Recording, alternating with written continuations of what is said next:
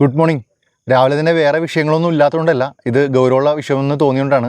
Social media എന്താ പറയുക, നല്ലതും ചീത്തയൊക്കെ സമ്മാനിക്കുന്നുണ്ട്. ഈ അടുത്ത കാലത്ത് കണ്ട ഒരു ട്രെൻഡ്, സോഷ്യൽ മീഡിയയിൽ കണ്ട ഒരു ട്രെൻഡ്, അത് ഉമ്മയെ, അമ്മയെ, മമ്മിയെ, അതുപോലെ ഡാഡിയെ, അച്ഛനെ എല്ലാവരെയും ബാധിക്കുന്ന ഒരു വിഷയമാണ്. അത് പുതിയ തലമുറ മനസ്സിലാക്കുക എന്നുള്ളതാണ്.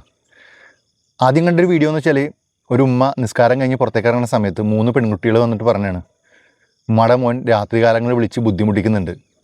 അത് കേൾക്കുന്ന ആ ഉമ്മയുടെ മനോവിഷമം അല്ലെങ്കിൽ ആ മനോനില നിങ്ങൾക്ക് മനസ്സിലാക്കാമെന്നുള്ളൂ. ഈ കൊറോണയ്ക്ക് ശേഷം ആരുടെ ഹൃദയവും എന്താ പറയുക, കണ്ടീഷനല്ല. അപ്പോൾ ചെറിയ വാർത്തകൾ പോലും ഒരു പക്ഷേ ദുരന്തമായി മാറും. ആ പെൺകുട്ടികൾ വന്നത് മകൻ പറഞ്ഞ പ്രകാരം ഒരു ഗിഫ്റ്റുമായിട്ടാണ്, ഒരു കളിപ്പിക്കൽ വീഡിയോ. പക്ഷേ അത് വലിയൊരു മറക്കാത്ത ദുരന്തമായി മാറാൻ അധികം സമയമൊന്നും വേണ്ട.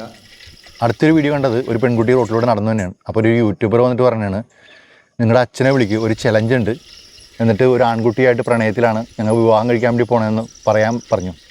അച്ഛൻ അവിടെ നിന്ന് കേൾക്കുന്നതാണ്. അച്ഛൻ്റെ ആ മനപ്രയാസം നിങ്ങൾ മനസ്സിലാക്കുക.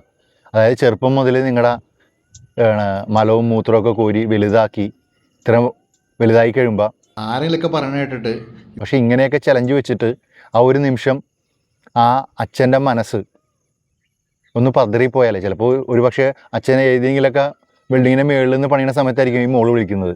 ഒരു രസത്തിന് വേണ്ടി ചെയ്യണമായിരിക്കും, പക്ഷേ അത് വലിയ ദുരന്തമായി മാറും. അത് നിങ്ങൾക്ക് ഏറ്റവും വലിയ നഷ്ടം വരുത്തി വെക്കും. അപ്പോൾ അത് ശ്രദ്ധിക്കുക. സോഷ്യൽ മീഡിയ ഒക്കെ നല്ലതാണ്, നല്ല കാര്യങ്ങൾ ചെയ്യുന്നുണ്ടില്ലെന്ന് പറയുന്നില്ല. ഒരുപാട് യാത്രകളൊക്കെ മാതാപിതാക്കളൊത്തൊക്കെ യാത്രയൊക്കെ ഒരുപാട് ചെയ്തത് ഈ സോഷ്യൽ മീഡിയ വന്നതിന് ശേഷമാണ്. അപ്പം നല്ല കാര്യങ്ങളുണ്ട്, ഇല്ലെന്ന് പറയുന്നില്ല. പക്ഷേ ഇതേപോലത്തെ കാര്യങ്ങൾ ചെയ്യുമ്പോൾ ശ്രദ്ധിക്കുക. നിങ്ങളുടെ ജീവിതത്തിൽ വലിയൊരു ദുരന്തമായി മാറരുത്. ഓക്കെ.